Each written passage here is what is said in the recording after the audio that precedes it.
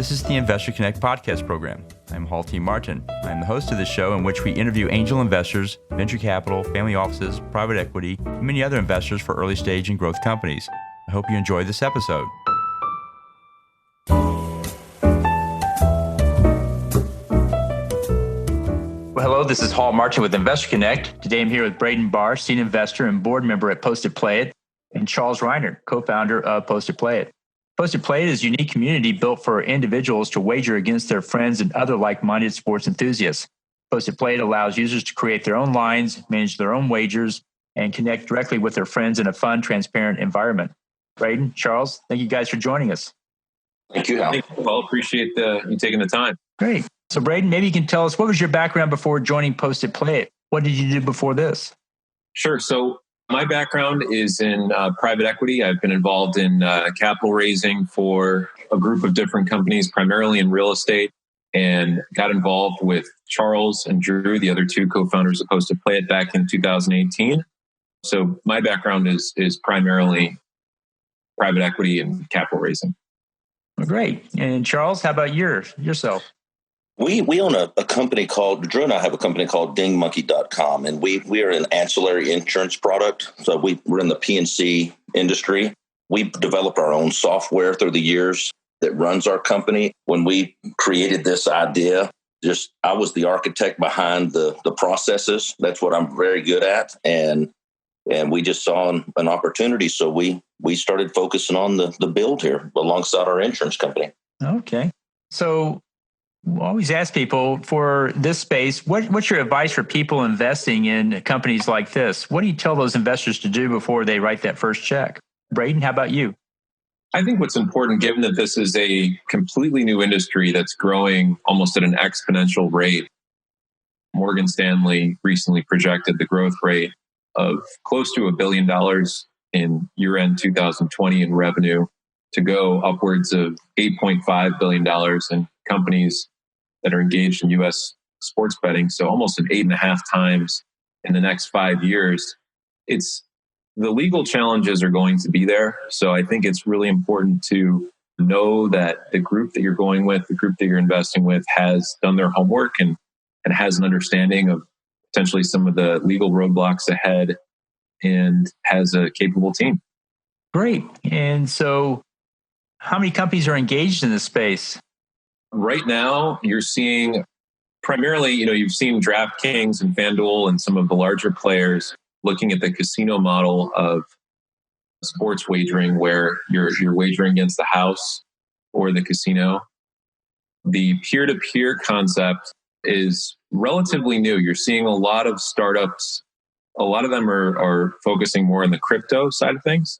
But in the dollar wagering peer-to-peer space, we are actually the only company that has a patent outside of fantasy sports. Fantasy was kind of the gateway drug, so to speak, into this sector where you saw FanDuel and DraftKings start in the fantasy side, and they're slowly moving into sports wagering and other areas of skill-based wagering. But we are the only company to date that has a patent on our process outside of fantasy. Great. And so how do you see the industry evolving from here? Well, from here, I think it's going to continue to grow and it's going to continue to consolidate. I think right now, it's still a very young, burgeoning industry where the players are still being defined. There's a lot of startups in the space. When you look at Airbnb and you look at VRBO and how Uber took over taxi cabs, back in those days, there were 50 or so different programs for renting a room in someone's house by the night, until Airbnb basically bought up all the smaller players and consolidated the entire industry. I think this industry will go through something similar, where you have a lot of innovation, you have a number of players come out with different platforms, different companies developing different ideas, and then you may end up with 3, 4, 5 larger companies by 2025 or beyond that dominate the industry. Right. And so what are the challenges in this space in launching a startup? Well, I think the biggest challenge is getting the exposure and the having name recognition in an industry that's so young, where the majority of Americans, since the PASPA legislation was struck down in 2018, and just to give some background for individuals listening, what that meant was in our industry, skill-based wagering is no longer, since 2018, since the federal legislation enacted PASPA, which pushed down any sort of regulation to the state level, meaning that peer-to-peer skill-based wagering is now a state concern rather than a federal concern.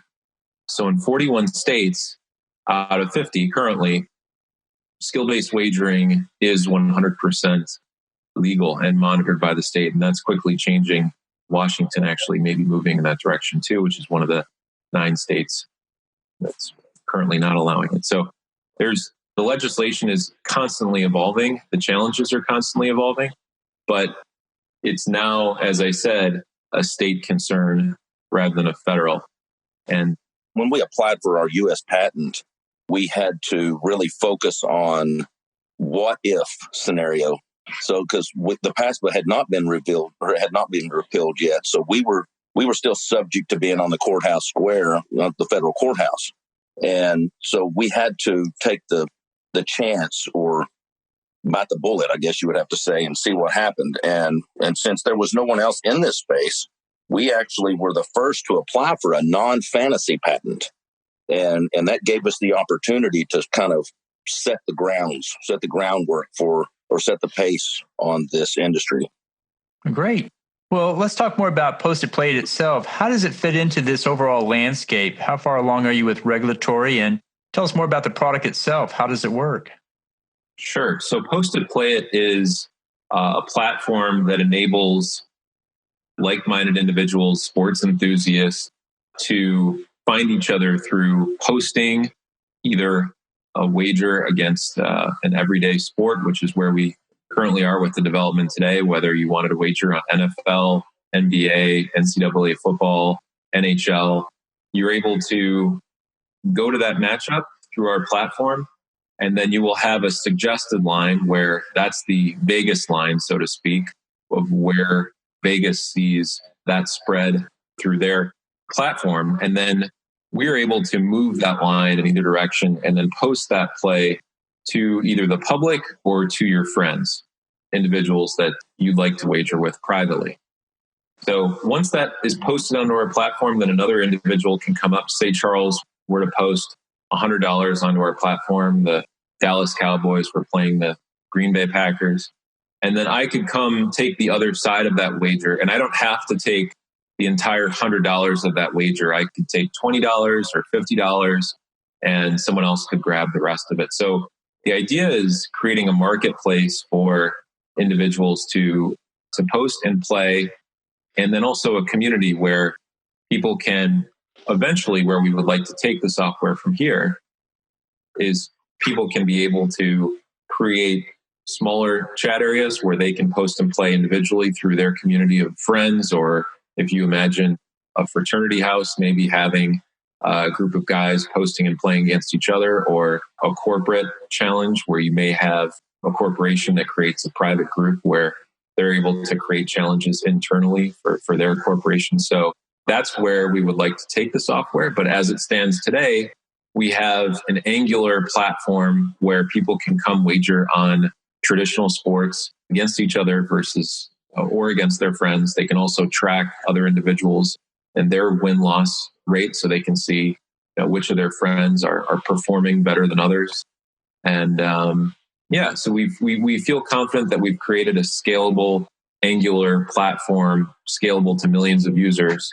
We also have a merchant account enabling people to deposit and withdraw funds using Visa, MasterCard, PayPal, and we've created a virtual wallet within the platform. So what this does is it enables really an entire exchange of capital through our platform, where if people deposit $100, they can transact and then withdraw that cash, and everything automatically settles out. So it's start to finish. We believe that this is a strong, MVP product. In what states are you currently operating? How far have you rolled it out so far?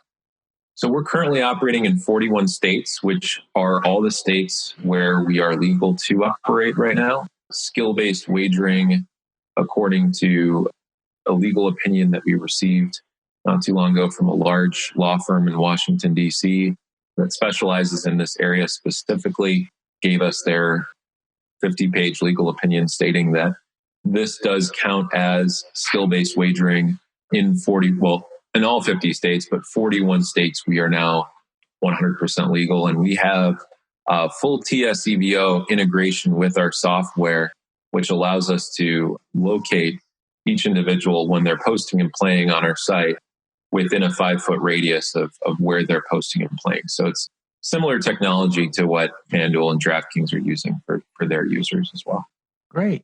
And where do you see it going from here? What plans do you have for expanding and growing it? Charles, why don't you answer that question? I mean, we focused on the B2B and the B2C, which one would be the best for our company. And we really want to kind of run in a parallel with both, because we feel like we can enhance the users for other companies, casino operators and different companies that are in our industry, and just offer an extended engagement with their customers. So we're not leaving any opportunity. We're not closing the door on any opportunity. We're kind of being open-minded about where we go from here. I'll fill in there too. So there's really two opportunities is what Charles is saying here. We have a B2C opportunity of creating a community direct to consumer of individuals that would like to sports wager. The second opportunity is we're creating an SDK widget where we could be able to revenue share with casinos or racetracks or other places where people enjoy wagering and use our technology and white label it on top of their existing platform. And that would enable, they already have the client base, the millions of individual foot traffic, people walking through their establishment, and maybe they want more online engagement. And so we have the technology to be able to integrate with their software so that we can tag all of these individuals that walk into their casino or into their racetrack as their clients and create more engagement for those users than they're already getting. Maybe once they leave the track, or maybe they'd like to create some kind of social engagement while they're at the track. So that's another avenue that we're exploring currently. So we shall see where the business goes, but we're excited about both paths. And if we strike the right partnerships, the B2B path could be a very interesting one. I wanted to add to that because it's funny how when we engage with other users, and most of them are just on a friendly basis, whether you're at a bar, restaurant, or at a casino or just a party, people show interest in this product, but they usually are afraid to engage with it because they think of wagering as $1,000, $2,000, like a very large ticket item. But we're attractive to the people that just want to put $5 against a game just because they're a fan of the sport. And when they see that it's a completely different style of wagering, that's when we start getting the eyebrows raised and showing some interest. So you've created a new category of wagering then at a more price-friendly level. Exactly. Yeah, and I would agree with that. I think wagering has had sort of a negative connotation with it across the country for a very long time. And it's typically men between the ages of 18 and 100, really, that like to wager, and it's usually frowned upon by the rest of society. Our goal is really to make it fun, engaging, and try to relieve some of that stereotype and that stigma to wagering, to create some kind of engagement for the end user where, if you're betting $5 or $10 and you're playing a game with your friends, it doesn't have to be like Charles said, it doesn't have to be $1,000 Michael Jordan on the golf course type of wager. And it doesn't have to carry a negative connotation. Well, great. Well, in the last few minutes that we have here, what else should we cover that we haven't? Well, I think we covered the marketplace. I think what I'd just like people to hear is we're a young company. We've developed something that we're very proud of. We're rolling out a small marketing campaign currently as we've rebuilt the software now in an Angular format. So we are post-revenue and trying to grow quickly now with user engagement, user acquisition, we are looking for capital, but we're also looking for people in advisory roles that are interested in this space. They're interested in growing with our company and being a part of the story. So if you're listening to this and you're in the wagering space, or you're interested in being a part of the wagering space, we'd love to hear from you. Great. Well, so how best for listeners to get back in touch with you? Well, you can find myself, Braden, at PostitPlayit.com. Charles is Charles at PostitPlayit.com.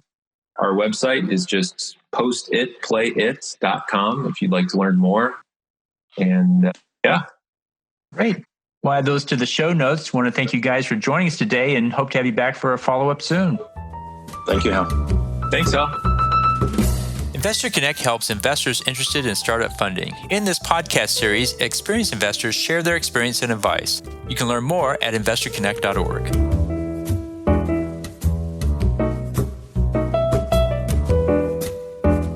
Paul T. Martin is the director of Investor Connect, which is a 501c3 nonprofit dedicated to the education of investors for early-stage funding. All opinions expressed by Hall and podcast guests are solely their own opinions and do not reflect the opinions of Investor Connect. This podcast is for informational purposes only and should not be relied upon for the basis of investment decisions.